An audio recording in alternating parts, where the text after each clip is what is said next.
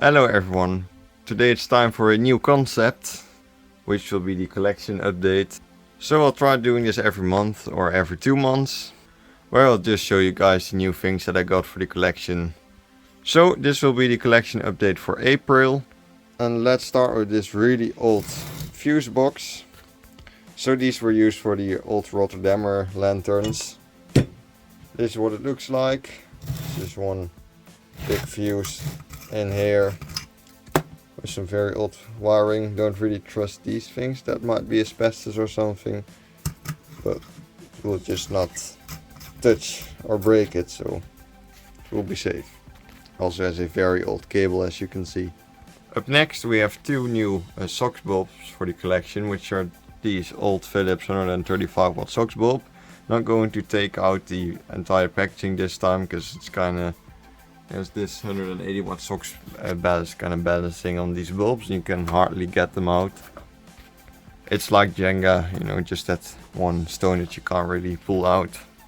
And yes, we do have new lanterns for the collection actually. So the Philips SES 201 collection video about that one soon, and the 204 that's in the background as well.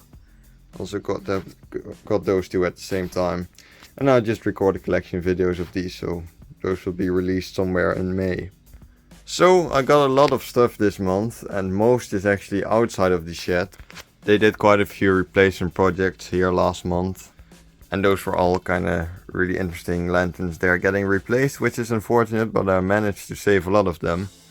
But I keep those outside of the shed. So first we have Philips HCPs. These are from the project that we did. You were able to see that in the most recent streetlight vlog. We got some Philips SRMs as well. Actually these are SRLs with the black corner. We have quite a few of those, as you can see. 7 I believe. 8 actually. There's one behind here as well. Some are Philips SRMs or some are SRLs. And then the last thing that I want to show are these Rotterdammers right here, which I actually managed to save pretty much all the ones they replaced. As you can see, some of the balls cracked and everything. That's just because they are very old and the balls are very fragile. I have a few spare ones here, luckily. I have a few more that are still at the depot of the council itself. No clue where I'm going to put those. But I mean, I'm at least glad that I saved a lot of these pieces of history. And they all still have the 50 watt mercury vapor lamps in them.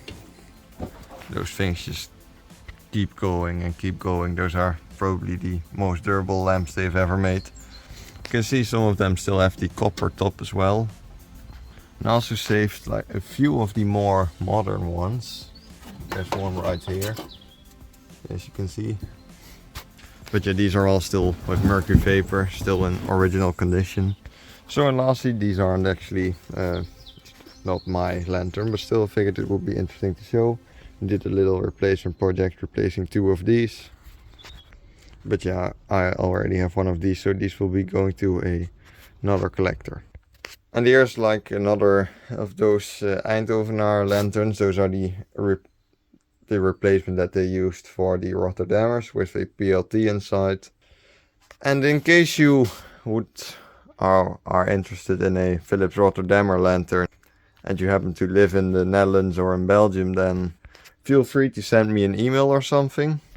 I'm not going to ship those lanterns, but I mean, if you live in the Netherlands or something, we can try to make it work. Because I mean, I don't need 20 of those Rotterdammer lanterns. And the email is in the channel description. And yeah, just a disclaimer, most have lost their ball or have a broken ball, so they are not all complete. And also one thing I want to show is the fact that I put up this lantern right here in the ceiling, as you can see. Because now I have the 180 watt SOX ballast, and I figured it would be pretty cool to show a 180 watt SOX lantern, or at least be able to turn it on, because those are quite spectacular bulbs. Don't know if I'm going to keep it like this, because now you can turn them on with pretty much every other lantern turning on as well. You can see this hyper sodium one's kind of struggling. But the problem is that this lantern turns so bright that you can barely see the other one, so might just make 2 switches. So maybe that we can turn these 2 on, for example, and then the rest of the shed. But still, it's pretty cool to show people the this incredible lantern. The ballast is laying right here, as I told before. It definitely was a big struggle to put this one up, I can tell you that, since it's quite heavy and it's balancing on this part of this wooden part, and then I have mounted it on the wall right there with some pretty big screws, so likely not fall off. Then it's also keeping the spare low pressure sodium bulbs in place a little. But yeah, then again, if you're interested in a Rotterdammer fixture and you live in the Netherlands or the upper side of Belgium, then feel free to send me an email. We'll likely charge a little bit of money for it, not too sure. But yeah, just send me an email and we can make it work. So thanks a lot for watching. Let me know what you think about this concept. Should I try doing this every month? And have a nice day and see you in the next video.